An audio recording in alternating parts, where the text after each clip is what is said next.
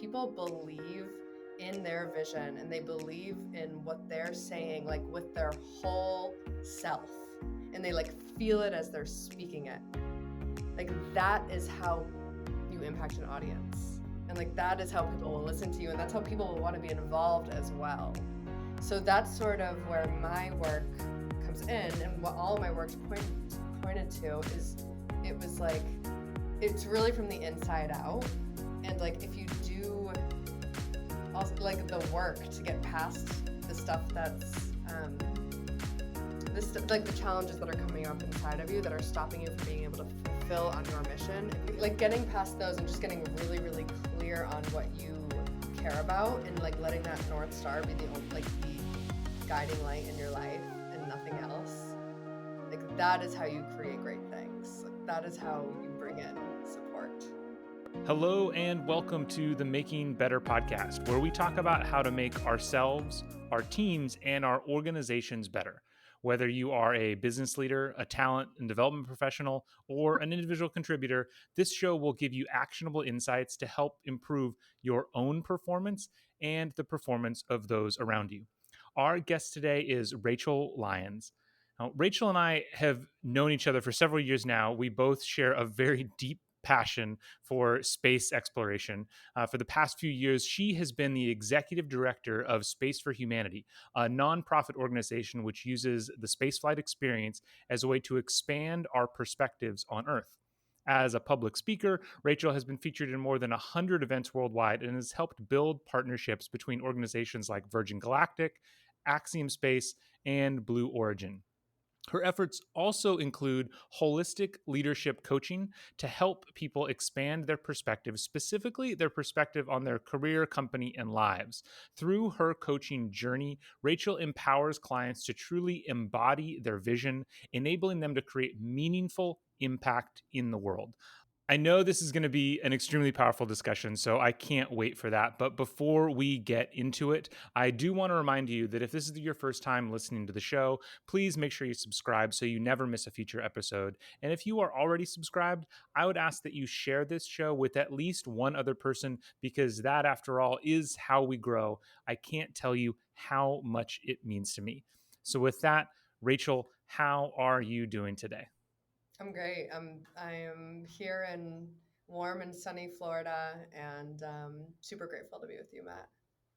Excellent. Well, I'm grateful to have you here. Like I mentioned, we've known each other for quite a while. I think we met when I was at SpaceX and you were getting started at Space for Humanity. We went out to lunch and had some great discussions. For those people who don't know, because I have a huge interest in space, but as exciting as we both find it, there's still plenty of people who aren't up to the latest and greatest space news. So for people who haven't heard about it, what is Space for Humanity? What have you been doing the last couple of years? Totally. Yeah. And Matt, that feels like almost like a different lifetime when we met for Yes. lunch. And we Everything did some great work. pre-COVID is another lifetime. Yeah, exactly. Exactly. So yeah, Space for Humanity, we were founded in 2017 by a space investor, um, founder, CEO of Voyager Space. His name is Dylan Taylor. And we were founded with the goal at the time to sponsor as many people as possible to go to space commercially. And I say a goal at the time because we've since achieved that goal, and we have sent 2 people to space, and we were involved with a third going to space, and plan to send many more in the future.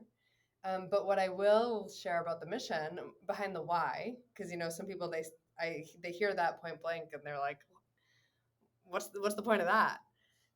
Yeah. And what I always love to share about people, and the reason that I love space, is because there is this, what is called a cognitive shift that happens to astronauts. So when astronauts go to space, they're floating weightless in space. They look back at our planet, they see it glowing with the brightest colors they have ever seen. It's interconnected, it's fragile, the atmosphere is paper thin. And then in every direction otherwise, they're looking literally into infinity with stars scattered everywhere.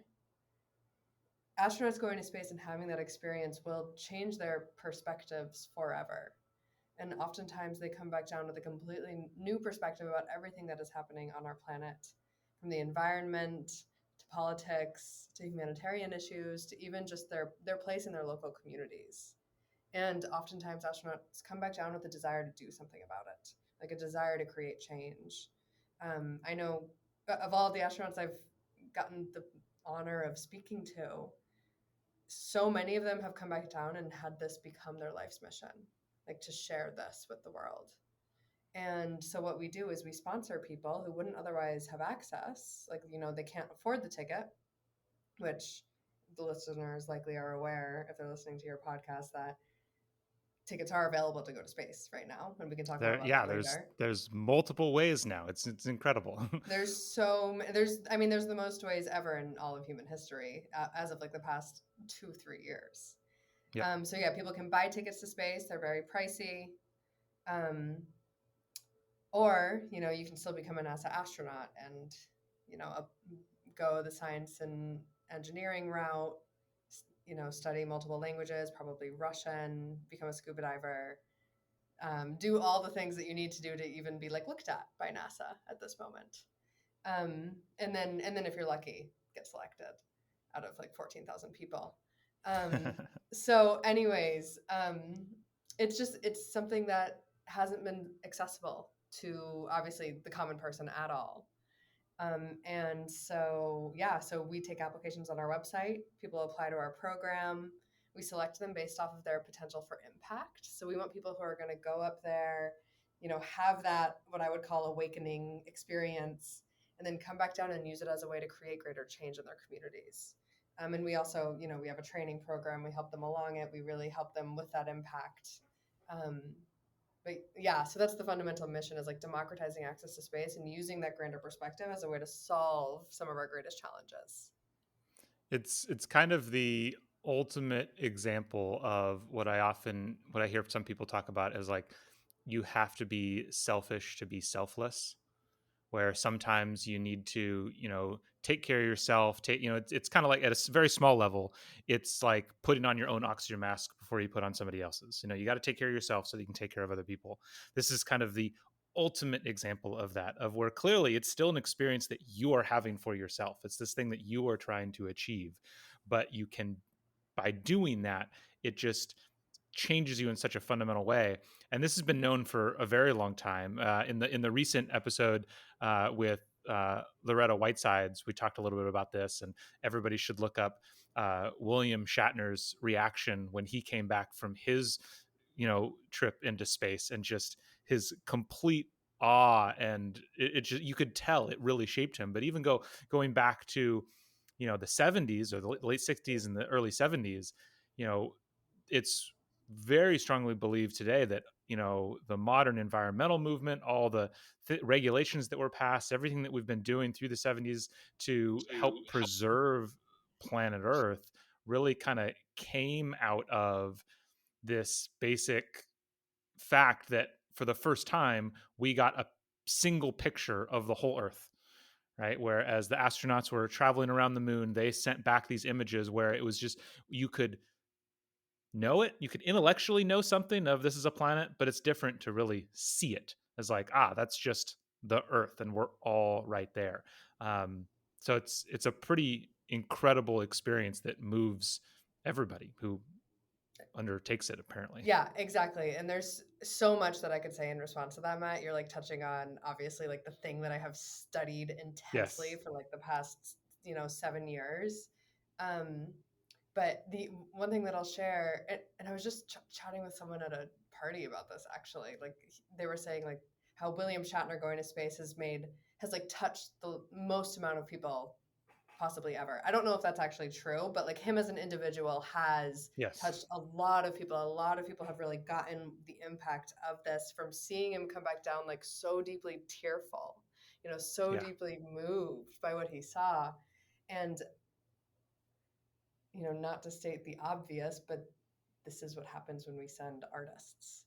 This is what Mm. happens when we send people who know how to feel their emotions and like can be impacted that deeply by something. Because, Mm-hmm. not Mm-hmm. to knock engineering, but the engineering mind is not trained for that. Like someone Yep. who's like that skilled in engineering is not trained for that. Someone who's as skilled as he is in his craft of Yeah. acting, he's like a master at being able to like feel and receive stimulus around him and being able to Yes. like Yes.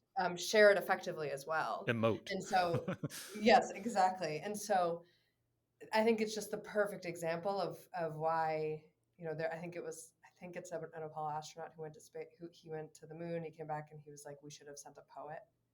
Yeah. That's why it's not just about the communication. It's also about like how these human beings are oriented and their ability to like take in the actual experience. Yeah. Yeah. Well, and that's the whole inspiration, or a big part of the inspiration, I'm sure, behind the whole Dear Moon mission for through SpaceX, where they are sending up a mission around to orbit around the moon, and it's all people who are chosen for exactly that reason. Um, we could go deeper into Dear Moon, but I think you did just touch on something that I think is an excellent transition of this idea of how very often in space, it is very engineering heavy because it's an engineering problem. And so we've sent a lot of engineers up into space, and scientifically oriented people, math oriented people. And now we're just starting to get this opportunity to send people with kind of a little bit of other backgrounds into space. But you are now kind of working a lot on helping leaders in this industry, in this very engineering heavy industry, to coach them to kind of achieve more potential as a leader, so that they can be, they chances are, if you're a leader in a space organization, it's a high likelihood you have an engineering background. But Yeah. maybe that doesn't give you all the skills you need to be a good leader. And I know when I talk about leadership, and when most of the people listening to this probably talk about leadership, we talk about leadership skills. We talk about how to give feedback, how to talk to others, how to set goals. It's not quite engineering, but it's engineering-y. Like it's still like these skills that you're using to shape the world around you.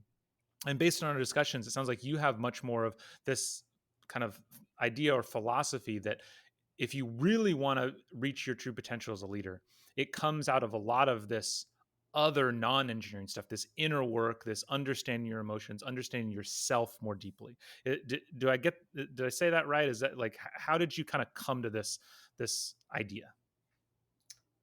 It's a great question. Yeah, and you definitely spot on. Um, so it's a really good question. I mean, and since you had Loretta on, I can actually bring her in. So I discovered Yeah. my love for space, and I was 19. I was studying industrial engineering at the time because I was strong. I was strong in math and science, and I knew it'd get me a good job. I didn't have any actual like passion for the subject though at all. Um, discovered my love for space, immediately switched into aerospace engineering, was just like, I want to help us become interplanetary. I want to, build the rockets and the spaceships to help us, do amazing things in this universe. And Loretta was one of my really early mentors. And I actually credit, I would say, I mean, discovering my love for space was the first just like paradigm shifting, like much greater sense of awareness of like self and of what's around me and all of that. And then Loretta supported me in like the next stage of my path and, just doing some different like transformational programs and inner work. And I just continued to commit to stuff in that realm, like stuff around gaining self awareness, stuff around getting to know myself. I would say my greatest mentors in space, Dylan Taylor, our founder, being one of them, always uh, spoke about how important self awareness is. And I remember learning from Dylan like this true understanding of like the personalities of the people that you're working around actually helps Mm-hmm, mm-hmm. you be able to better work with them. And Absolutely. I think understanding yourself can help you understand others, like understanding your Yeah. own ticks, the stuff that excites you that can help you understand others around you. And then all of that makes for a better leader. Like, as I Yeah. believe, yeah, leaders, I mean, there's a lot to say about leadership, and there's a lot of, I'm sure if anyone looks around, they can identify leaders that they resonate with and that they're like, wow, that's an amazing leader that I would want to learn from. And they can identify leaders that they're like, heck no, I don't want anything to do with that person's style. Yeah.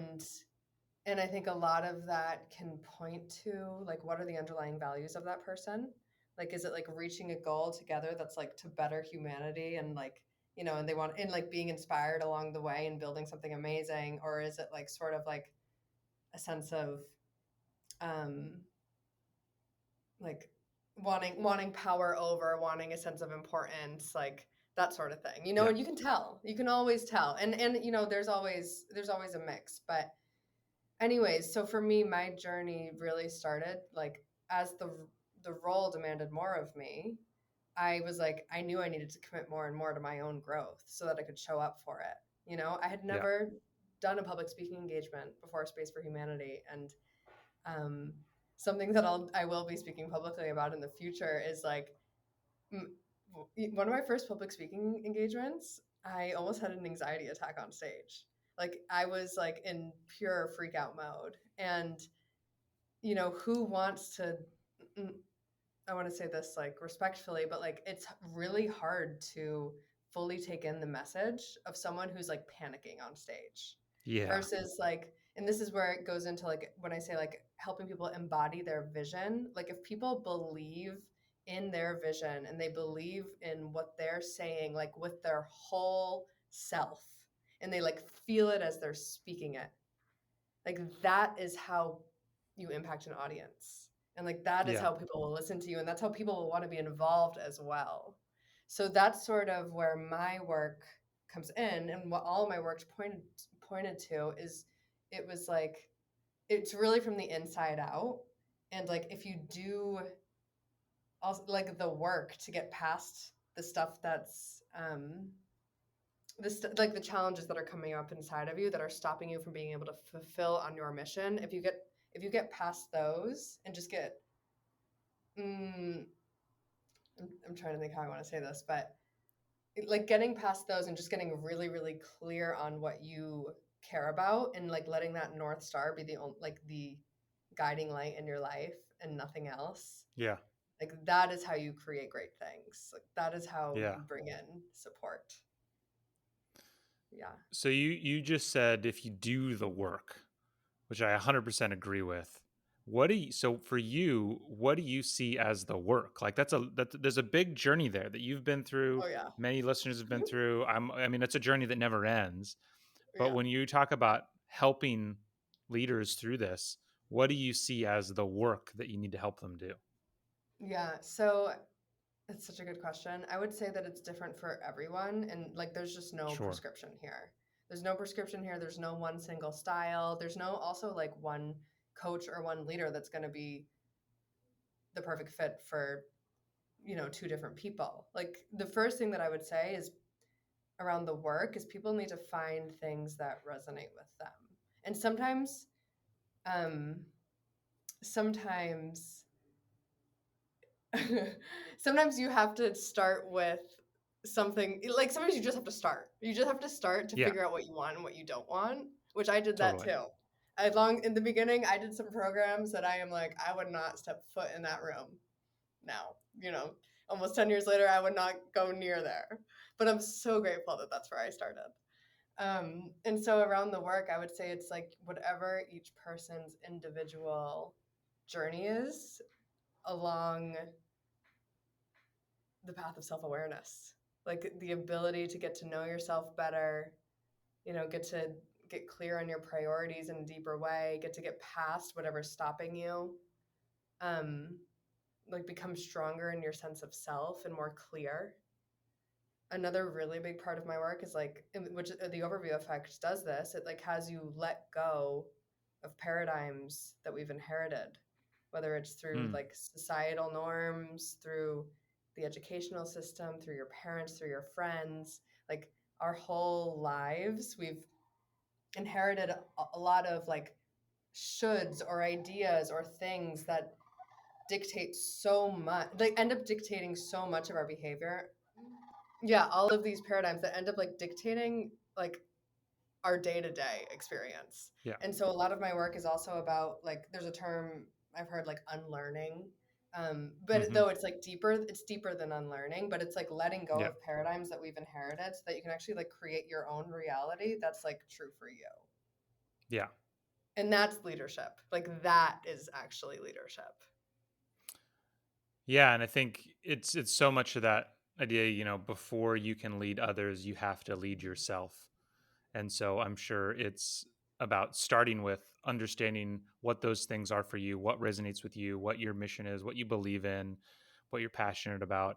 And until you know that for yourself and can kind of push yourself towards those things, it's gonna be pretty hard to push other people towards those things. I would guess. Exactly. Exactly. Yeah. And it's almost like, and this might sound crazy, but it's almost like it's like following the breadcrumbs. Like for me, Hmm. first it was space, and that was completely true. And then I discovered, and then it was like aerospace engineering was really exciting, and then I like joined the groups that seemed really exciting, and then I learned about the overview effect, and then I learned about like Space for Humanity's mission, and then I like followed the leaders that I really were inspired by. It's just like one foot in front of the other of like what is the most exciting thing to me right now. And Mm-hmm. honestly, nothing about that has failed me. Yeah. Where do you find? Because I do think, I mean, some of what you're saying, one kind of a way to phrase what you were just saying is kind of like a follow your passion, follow what you're interested in. I often find when you're listening to people talk about this, there can be kind of a balance, or it's almost like a chicken and egg of which comes first, the passion or the competence. Because sometimes you just Mm. get really passionate about something because you're good at it and you like it, or you're not passionate in it because you're bad at it. Have you in your journey, have you found any of that, of that it was, I guess, what was leading you more? Was it was it the passion or the opportunities, or I don't know, do you have any, because there's going to be lots of times Totally. where maybe people have a passion but they're like really bad at it at first and it discourages them. What do you think Yeah. about situations like that? I mean, it's a really good question, and like, there's no answers. Like, there's never any firm answers. Like we Sure, just all need to 100%. like really do our best at any given moment. Yeah. Yeah. Um, but for me, it's just like such a mix too. Like, I actually don't have a firm answer for you at this moment. I- you know, I was really blessed to get the opportunity to be the executive director of Space for Humanity, and my passion drove me to do more than I ever imagined that I could. Sure. And I Yeah. was in no way good at the role when I started. And I still have growth points, I still have Yeah, growth totally. points. But in I was in no way good at the role. I think I had some what I did have was like a like a natural interest. Like for Yeah. example, like public speaking, building partnerships, fundraising, leading a team. It's a lot of like interpersonal work. It's a lot of like sharing a vision. It's a lot of, helping, like building community to help people get involved. Those are all things that like are exciting to me. And though Yep. I wasn't necessarily good at a lot of it, some of it I was good at. When I first started, I had the natural interest to build my skills there. Yeah. And luckily, I had a passion that was big enough that made it a no-brainer. It didn't make it easy. It was not easy, but it made it a no-brainer. Um, Yeah. It was that passion that probably fueled your ability to get better. yeah, exactly, exactly. And that's sort of what my work points to with leaders is like helping people get crystal clear on their visions. Then, Yep. like, then those become the most important things in the world, whether you're doing it as your vocation and getting paid for it or not. Um, Yeah. and then the other thing I'll say is, as I mentioned, I studied aerospace engineering, and I was really trying to fit myself into a shoe that didn't fit. And like a lot of the people in my year, like they loved going to the machine shop and they loved like building things and like they Mm, loved all of that. And for me, I was just like, uh-uh. Not my thing. And just like, and it just wasn't something that was enjoyable to me. Like I didn't want to tinker. yeah. And So I'm I'm sure. grateful for them because they're incredible engineers. Yeah, so that's probably some of what you're then too, what you're doing with your coaching now is kind of helping people, identify those points of friction and see if there are other paths. I remember I always remember when I first started swimming in high school. I swam competitively in high school for about 4 years. For 4 years, and I remember when I first started swimming, for the first 2 weeks, I was trying to convince myself it's not quitting if you don't like it. Yeah. Because I hated it. It was awful. Yeah. And I do Totally. think it can be hard, and this is where coaching can really help. It can be hard to know the difference of like, am I quitting or is this just like the wrong path? Right. Yeah. And that's hard to identify. I mean, and that could apply in relationships. You know, Yep. how many people Yep. stay in marriages for a Yep. decade or more decades Yep. that actually isn't the right fit for them. And then, I mean, I've heard stories of people who like they finally get the courage to quit, not the right term, but Yeah. and then soon after they meet a person who it just like really works with, you know? And so and that's something I've been really interested in lately is like how often do we um stay in a thing for too long because of like shoulds that we have, like we should be doing it, or because of just like fear of losing it. And when we actually cross that threshold, there's so much more space in our lives for us to create something that's even better. Yeah. Absolutely. Yeah. And I was just, as you were talking, I was thinking of a book. Annie Duke, who's a former professional poker player, her newest book is called Quit, The Power of Knowing When to Walk Away. So it is exactly what you're talking about here. Because yeah, Hmm. it can be when you do it, when you find the right things, it can be super powerful. Yeah. And Well, it's not without pain, you know, like it can 100%. be also, if it's something that we Yeah. love, someone that we Yeah. love, it's not without pain. And that's like part of the initiation. Yeah, absolutely. So you've talked us through a lot of your journey. So to kind of close out here, one question that I always like to ask at the end of through all that, when you look back, what do you think is the one skill that has helped you the most? Oh, wow. It's a great question. I would say, um, and yeah, I think it would be, it's sort of like a two-parter, but it's like willingness to look inward is the first one, but then Mm-hmm. a part of that is like willingness to take responsibility, you know, especially as the Yeah. leader. Um, it's if your team, if there's a teammate that's not performing, you know, if you're not meeting your fundraising goals, if you keep not making deadlines, like as the leader, you need to be taking responsibility for the reality that is happening around you. And it could mean Yeah. letting go of a team member. You know, it could mean Yeah. adjusting your fundraising goals, whatever, or it could mean something else. But as a leader, if we're not willing to like take responsibility for what's going on around us and grow from it and learn from it, then we are in what I would call like an old leadership paradigm of like, it's sort of like the one that I was saying before. It's sort of like the better than Just wanting power. others. Yeah, just Yeah. wanting power, exactly. The one that's just Yeah. wanting power versus the one who's like, we're in this together and we're, you know, Yep. and there's a direction that we're going and we all have a responsibility in that, including me. Yeah. Yeah.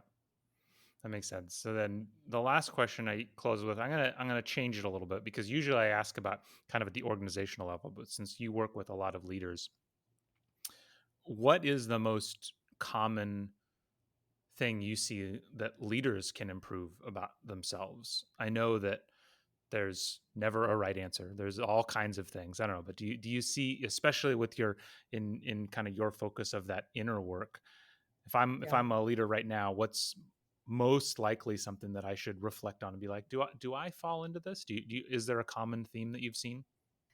Yeah, the most common theme that I've seen. I mean, I would say that there's just everyone's really different. It's like everyone's the same, but also everyone's incredibly Yes, different, you that's know? absolutely right.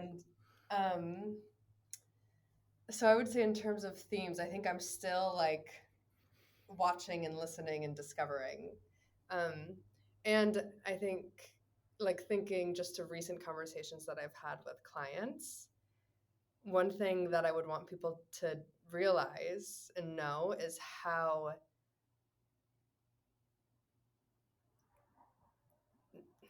and it might sound a little cheesy, but it's like you are responsible for the reality that you create, what I mentioned before. Mm. And Yeah. I've had clients who go into a pitch meeting and they're sort of like nervous and like not really standing in their worth and like kind of like unsure if like they should like give, ask for less money even though they know it's worth this much. And Yep. and then they like don't really land the deal, or it's like the deal is like a little bit messy and like this person asked for Yep.